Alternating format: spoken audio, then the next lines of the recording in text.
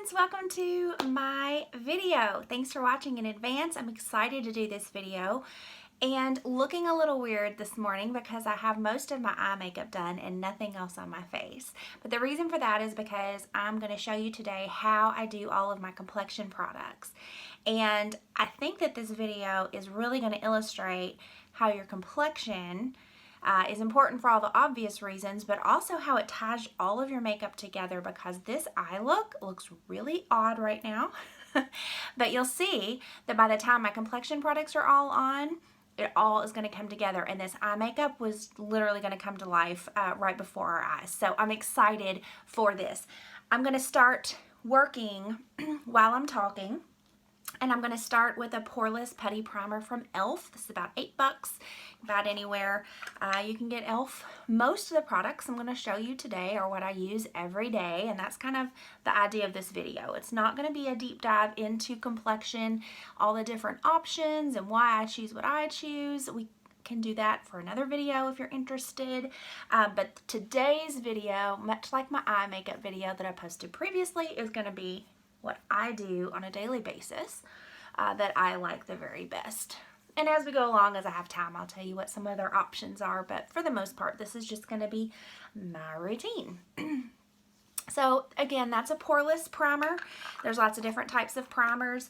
My other favorite that I use the most often is this one by Makeup Forever. It's a mattifying primer. Makeup Forever is a brand you can buy at Sephora. Everything I've ever bought from Makeup Forever I've really loved. So give that brand a try if you've never seen it before, but the primers are great. And again, I love that mattifying primer if I'm having a day where it's hot, humid outside, I'm going to be outside a long time, or I just really need my makeup to last a super long time. I tend to go with that Makeup Forever one, but my day-to-day, just kind of running errands or going to work and coming home, is that poreless primer I just used, and that's going to just reduce the look of any pores I have on my skin, and also give your makeup, your foundation specifically, just a smooth finish to go on top of and help it look a little better and last a little longer. Okay, so for foundation, I'm going to use my favorite foundation. This is also a drugstore product. You're going to see that most everything I use is a drugstore product. When I say that, I mean Target, Walmart, Walgreens, anywhere like that, or the drugstore section of Ulta.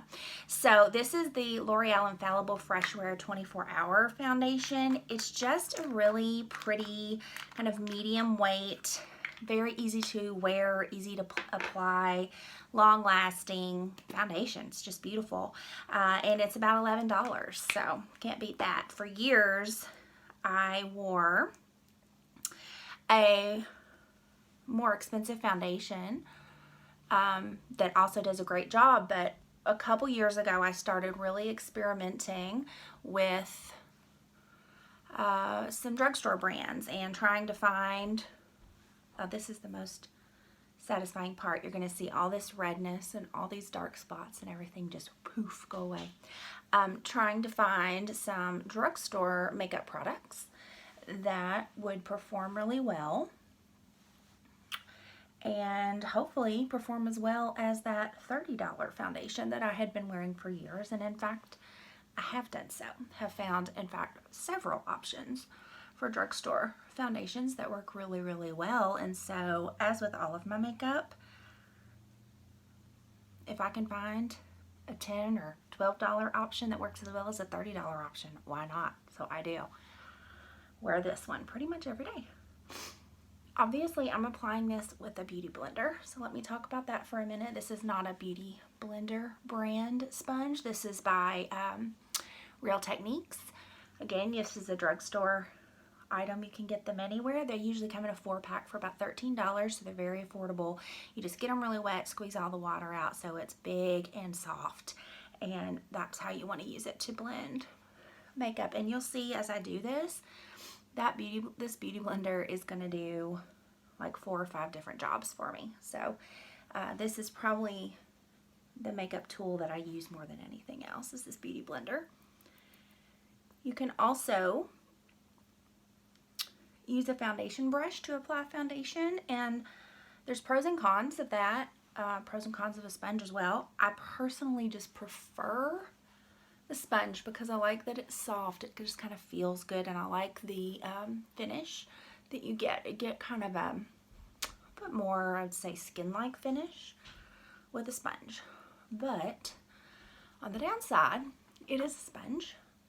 I hear noise outside my hallway. It is a sponge, so it will absorb some of your product. So if I was going to be using a really expensive foundation, for example, I would probably always use a foundation brush because you just wouldn't want to waste a drop of it. Also, you can, with a lot of foundations, you actually get a bit better coverage with a brush than you do with a sponge.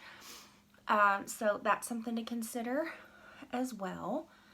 Best of both worlds, which I will occasionally do, is to actually apply with a brush, and then after you've applied, just kind of pat over it with a sponge. So you're kind of getting the higher coverage from the brush and the more kind of soft skin-like finish from the sponge.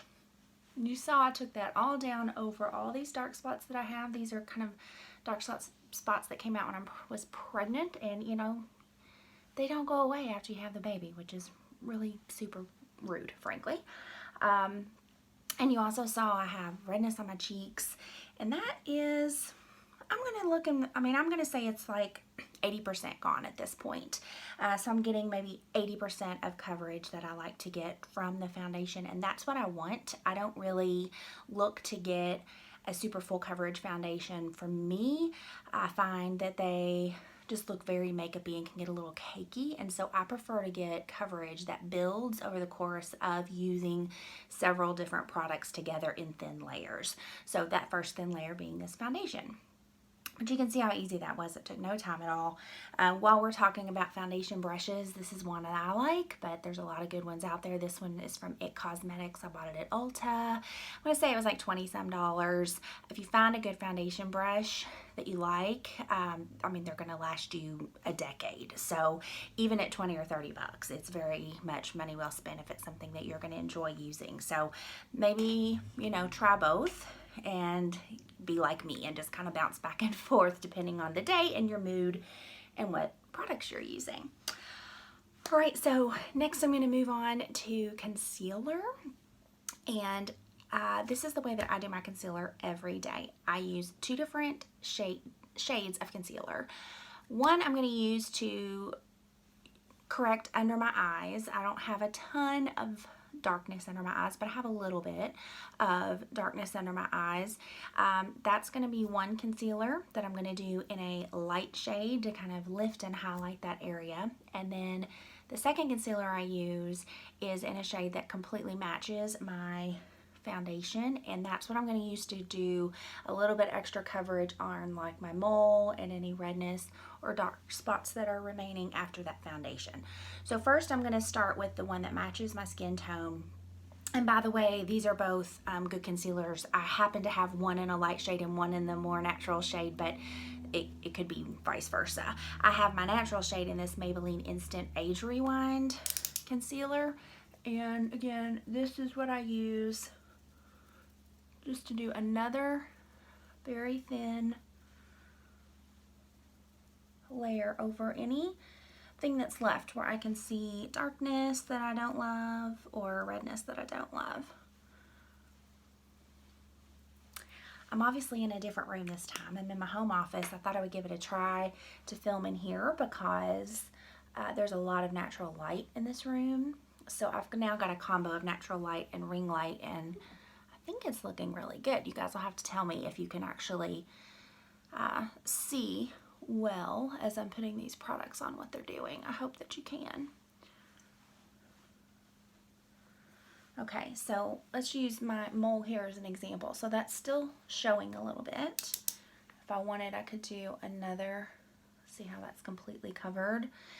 Again, the sponge is going to blend it really well, but it does absorb a bit. So if I've got like a pimple, I mean, usually I don't go to all the trouble of covering this mole, if I'm being honest, but if I've got a pimple or something and I really want to make sure it stays covered, I don't blend it with the sponge. I put it right on just like I did on that mole, and I just tap it out with my finger, and that won't remove any of the concealer. It won't give you the highest coverage from a concealer.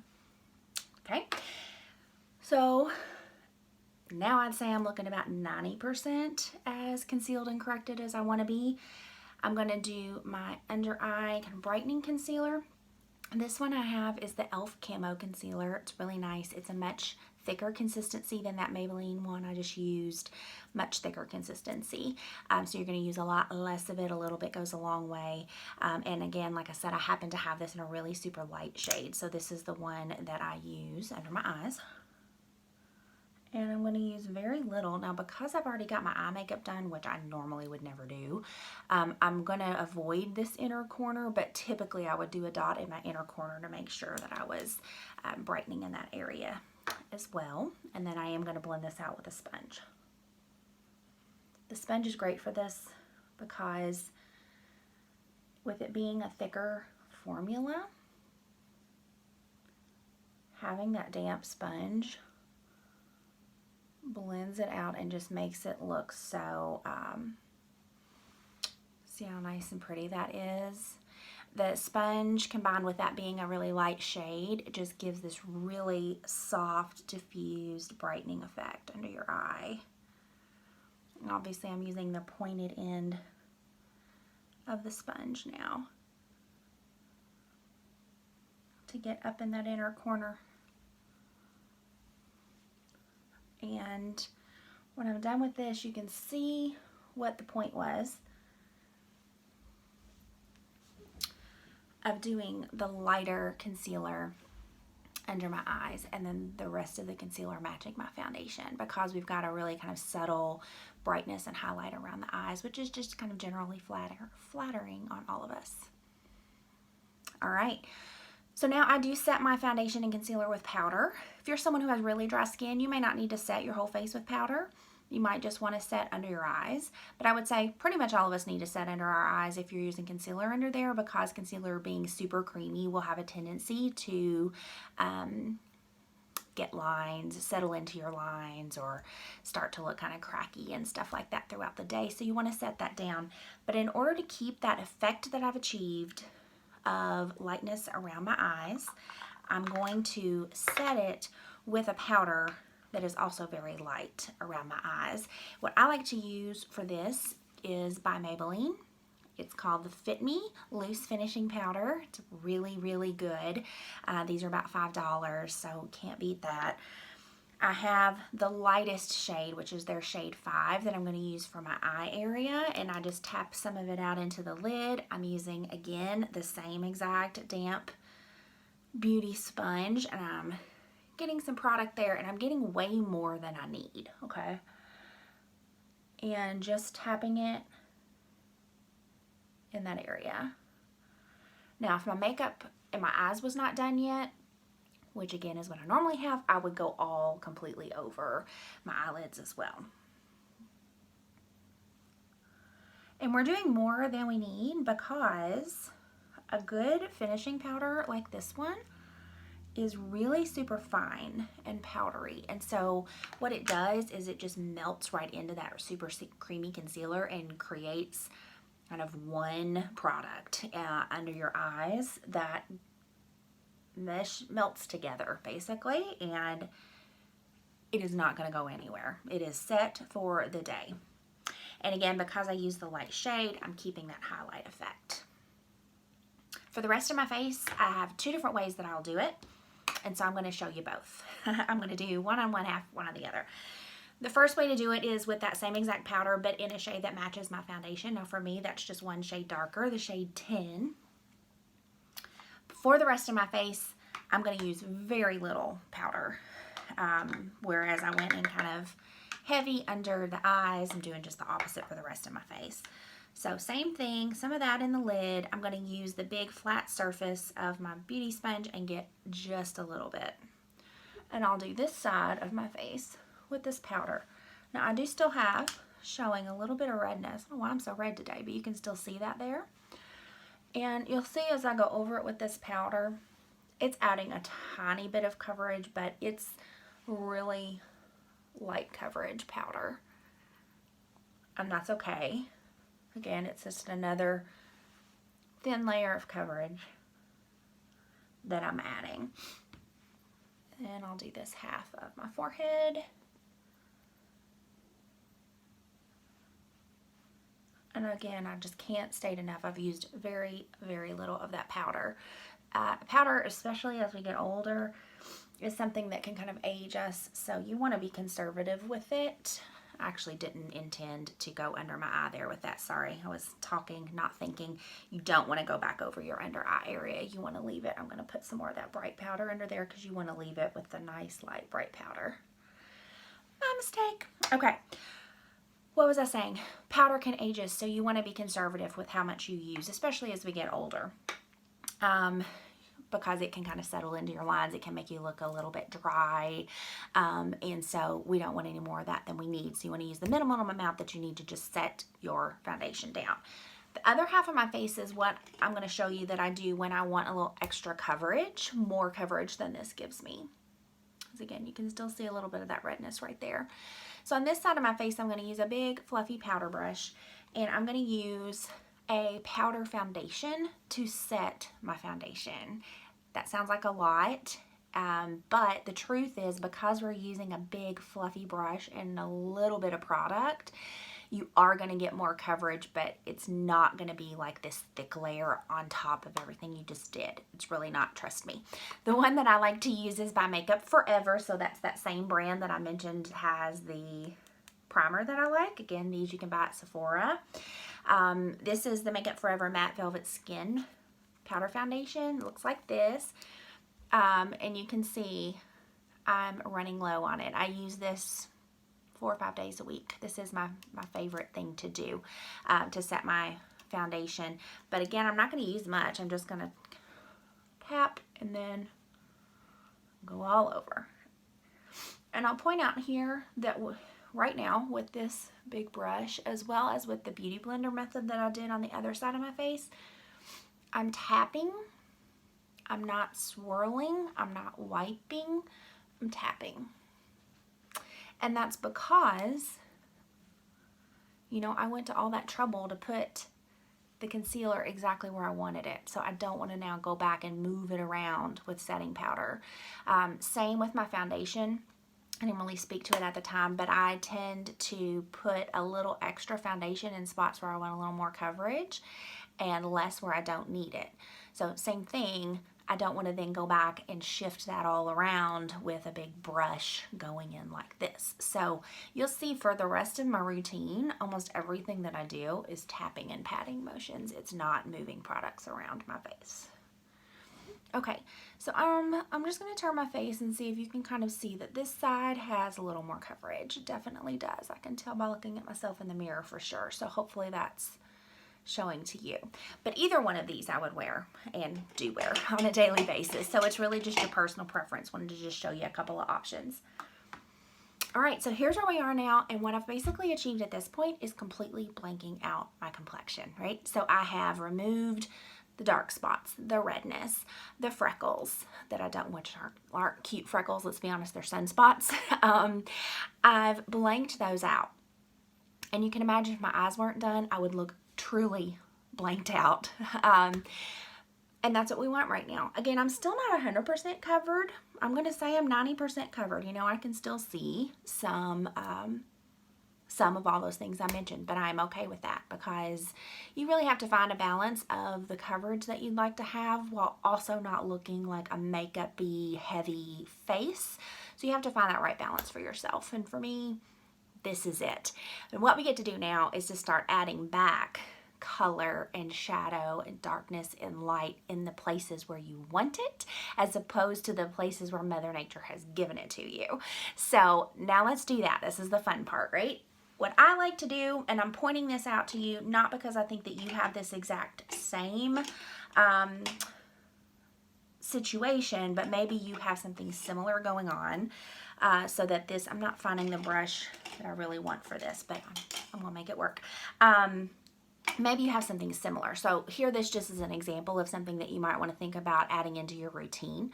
For me, I have very deep ridges on the sides of my nose, and I have a very deep ridge on my Cupid's bow. And those are places where, for me, makeup can tend to kind of settle in and get a little heavy looking throughout the day.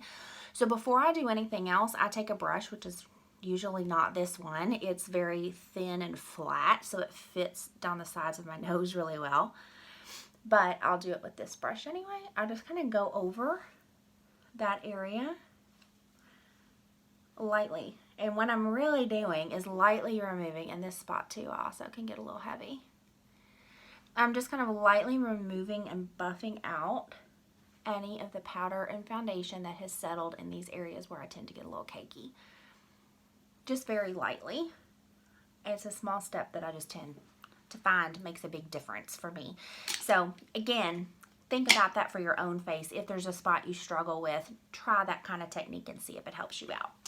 All right, so the first step in adding back some structure into my face is, what I do is bronzer. So I can do a whole video on bronzer and contour if you're interested, but I'll tell you, I'm no expert. What I do though is, I think, pretty common for day to day. I just use a bronzer. This is Butter Bronzer by Physicians Formula. Gosh, there we go. This is another drugstore product. It's a bronzer, but it's a matte formula, so it has no shimmer in it whatsoever. So I use it kind of like a combo bronzer contour, and it is a bronzer, but I'm placing it where you would place contour.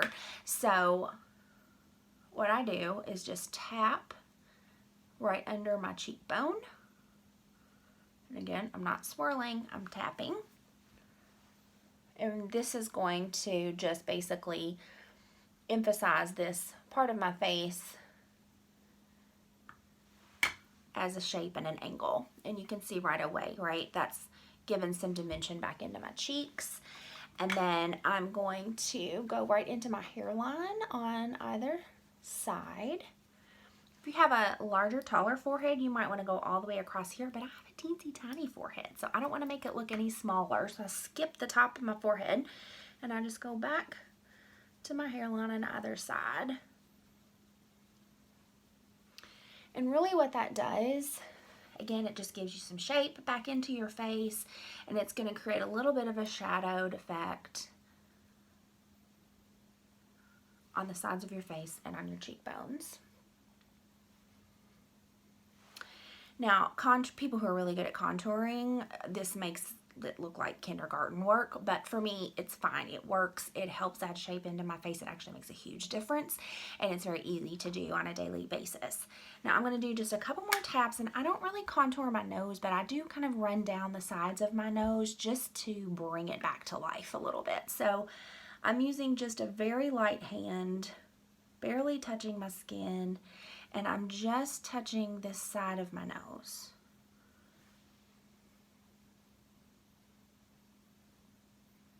There's a whole art to nose contour, which I don't know and don't do. But there's a million videos about it on YouTube if you're interested. Again, what I'm doing is just really making it look like a nose again. So I think you can start to see I'm getting this oval effect, and I'm getting some definition of my nose, just making the shape of my face come back to life. With whatever's left, I run along the edge of my jawline, because I definitely can use some definition in the old jawline, and just kind of drag that down just to blend it out. You want to be real careful. Obviously, the last thing you want to do is to add a stripe around your jawline, so you want a very light hand, very light amount of product, and really make sure you're buffing it and blending it out. That is the spot on my face where I buff and blend, not tap. Okay, that's bronzer. All right, next is blush. Now, as I understand it, our 20-somethings apparently don't love blush. It's not very popular with the younger set, but I'm here to tell you they're wrong. They need blush, and you need blush, and I need blush. I'm a fan of blush, so don't be afraid. You don't have to go crazy with it. I like to have a little extra blush. I like a blushy look. You don't have to put on as much as I do. But I'm going to say everybody needs a little blush. I'm just going to go out there on a limb. This is Milano, which is another drugstore brand. This shade is called Luminoso. It is just the most perfect kind of peachy pink color, and it has a little bit of luminosity, hence the name. So I don't wear highlighter on a daily basis. In fact, I very, very rarely wear highlighter. But this blush, you can tell as I put that on, Has a little bit of that luminosity to it, so you get a little bit of that idea of, I'm gonna tap it on my nose a little bit too. You get a little bit of that idea of a highlighter without actually applying highlighter. Trying to come in so you can really see. I do think I like the lighting in this room though, with a natural light behind me, or in front of me actually. Isn't that pretty? I love that blush. So beautiful. And I would say blush is one of those things that's like, do not go spend a bunch of money on blush. There is literally no point in buying a $25 blush. There's a gazillion beautiful blushes and it's just not really that deep. Just put on some blush and go, right? Okay, so at this point, I set my skin for the first time. And what I like to do for this setting spray is use one that's really good about melting powders together. And the one that I like best for it is by Morphe. That's a brand you can buy at Ulta. This is the Continuous Setting Mist. I think it's about $14 or $15, but you can very often get it on sale for $11. It's an aerosol spray. It does the most beautiful job of taking all the powdery products we just applied, melting them together, and making them look skin-like. And I'm sure this will not accurately show on camera, but I'm just going to ask you to take my word for it. This makes a world of difference. Now, at this point, I would typically now go and do my eye makeup. But of course, I've already done that. So instead, what I'm just going to do is put on a little lip, and then I'm going to finish my eye makeup for us. This is a, isn't that pretty? A lip gloss that I got in my Ipsy. Do any of you guys get Ipsy? It's one of the monthly, I keep forgetting that I have a mirror down here. I keep looking at my phone. Sorry about that. Monthly cosmetic and skincare subscriptions. It's $10 a month. You get, again, makeup and skincare. It's a really fun way to find new products, and I enjoy it very much. Now, to finish my eye look, what I used today was the Jaclyn Hill palette from Morphe. Again, same brand as the setting spray. You can buy it at Ulta. I love this palette. I actually got it for Christmas. It was on my Christmas list. Isn't that gorgeous? It has so many pretty matte shades and metallic shades, and it's just super easy to work with. So I'm just going to do something really basic on my lower lash line just so we can call it done.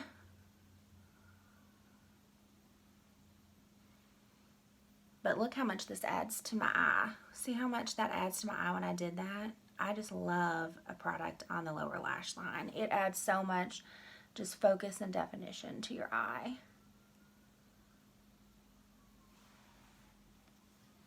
So pretty. Love that palette. I think maybe the next video that I'll do is going to be more of a step-by-step on eyeshadow than what I did in the previous one. And the way I'm thinking about doing it, sorry, I'm looking for my multi-stick by Wet n Wild. The way I'm thinking about doing it is showing you how to do an eyeshadow look using 3 shadows and 3 brushes. And the point would be, use these 3 brushes and use these types of 3 shadows, and you can just repeat that concept over and over and over with any combination of colors and always come out with a beautiful eye look. Do you like that idea? That's my idea. I think that's what I'm going to do. Let me know if you think that sounds interesting. But I think that's going to be my next video. I'm just finishing off lower lashes and we're done. Now, again, in my normal routine, I would have done my entire eye look right now, so it would have been a little while since I did my first setting spray. And I now come back with my second setting spray. That seems a little extra, but I'm just going to ask you to roll with it and trust me. This is the Urban Decay All Nighter Setting Spray, whereas that first one does the most amazing job of taking the powdery finish off your skin. This one also does that, so you really could just only do this one if you wanted, but this one has the added benefit of making your makeup be super long lasting. It is a higher end product. This is the biggest bottle they make, and I think it's about $33. But I'm telling you, it works. If you go to all this trouble of doing your makeup, it's like, I want it to stay. I don't want to look in the mirror at 3 p.m. and feel like my makeup's disappearing. This is what fixes that. Along with, you know, the types of products that I used to apply my makeup and the setting powders and all of that. But I'm telling you, this is the ticket. All right, so this is the finished look. And you can tell I look glowy and natural. I am a 45 woman. What am I? I'm a 45-year-old woman with dark spots and redness. But you don't look at me and see that. And I think you also don't look at me and see a ton of makeup on my face. And that's what we're all going for, right? We want to look as natural as possible and as fresh and glowy and young as possible. So that's what I try to achieve on a daily basis. I hope you enjoyed this. If you have any questions at all, please post them down below. I would love to share with you what I know. If you want to hear about different types of primers that are available, other foundations I like, or the cost, or the shades, or where you can buy any of the products that I used, post it down below, and I would love to answer those questions for you. Thanks again for watching my video. Bye!